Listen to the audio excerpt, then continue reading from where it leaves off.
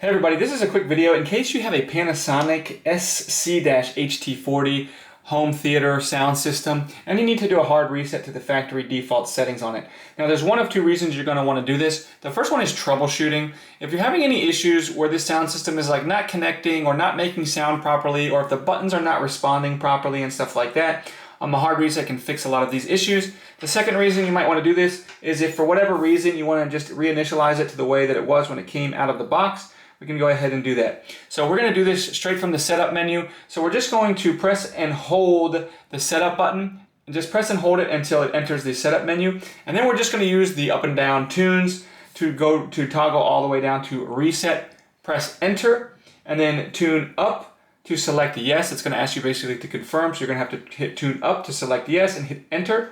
And then obviously if you want to cancel, you can just select reset no, but you want to select reset yes. Once you do that, it will reset back to its factory default settings. You can set it up like a new device.